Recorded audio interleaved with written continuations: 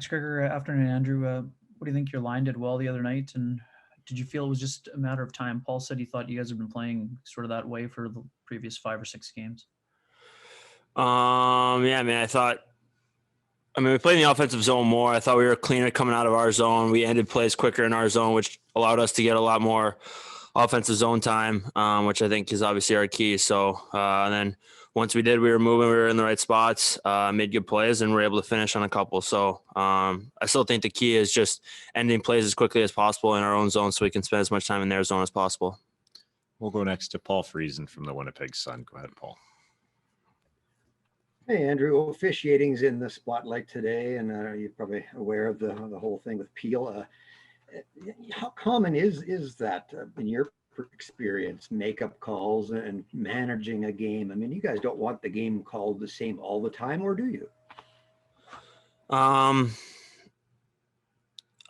think there's definitely like a regular season versus a playoff standard. It feels like, which is normal, and I think what we want. I think the intensity is ramped up in the playoffs.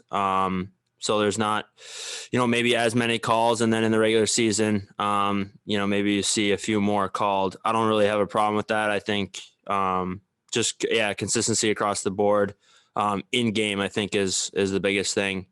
So I think that's kind of what we look for as players. Go next to Josh Clipperton from the Canadian Press. Go ahead, Josh. Andrew, just the other topic is obviously Montreal's COVID issues. North Division was humming along here pretty well. Now we obviously have some games postponed. Not that we need any reminders of, a year into this, but the weather's getting nicer. Is it just another reminder to you guys that how close you have to watch this and how quickly things can change? Well, I mean, yeah, you can do all the right things and still end up something happening where you end up getting it. So there's no foolproof system. There's no 100%. So, I mean, the North's done a pretty good job. The teams have done a pretty good job of, not allowing that or doing it as best as they can. And then obviously with a little luck, but I mean, it was bound to happen probably. Just got to handle it, as best we can, just trying to put yourself at risk as much as possible. And, I mean, there's not really a whole lot else to be said. I think everyone's kind of doing the best that they can and, just taking it one day at a time. Go next to Carter Brooks from Game On. Go ahead, Carter. Hey, Andrew. Now halfway into this, I guess, season-long road trip out west, I'm wondering a little bit about how maybe your body is adjusting to the time zones with games being 2 or 2.5 hours later than normal and having 6 or 7 sleeps on the road so far. How things have kind of gone for you? Have you noticed teammates? Has anything changed, or are you ready to go? We feel pretty good. I mean, we haven't really been practicing a lot just because of how condensed our schedule is. So I think, the days where we don't play, it's a lot of rest, a lot of relaxation, a lot of treatment, getting your body ready to go for the next day. So, I mean, with our usual schedule, we're pretty used to this. I think, where we're located kind of,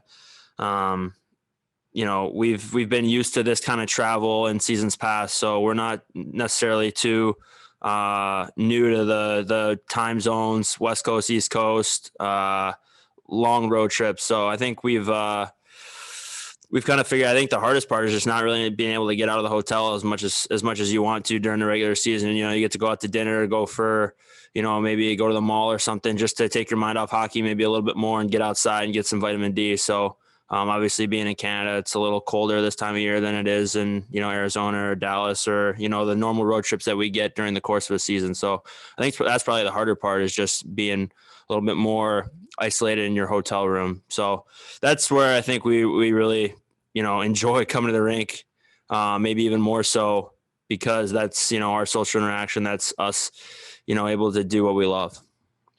We'll go next to Sean Reynolds from Sportsnet. Go ahead, Sean. Thanks, Gregor. Hey, Andrew, back to your comment about the, wanting that in-game consistency from the refs. I mean, isn't the makeup call or managing the game, isn't that an effort by the ref to try and bring that consistency? Like if he misses a call, he's trying to miss one later for the other team, and if that's the case, are you okay with that? Like, are you one of those players who, if you see that the ref missed something and it benefits the other team, aren't you kind of expecting to get something in return throughout the game? And is that not okay?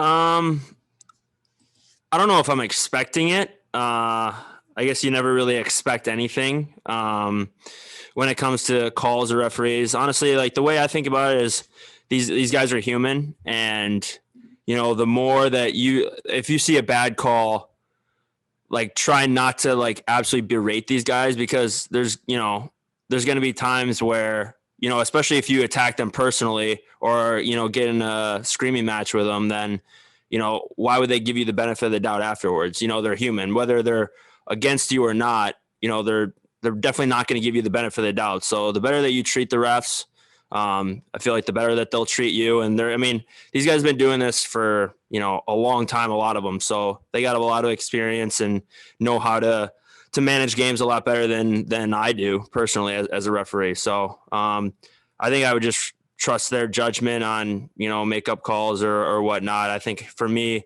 like I said, in-game consistency and, just let you're not gonna be able to change what the refs are going to call or what they're going to do. You just got to handle it and just kind of keep on moving forward.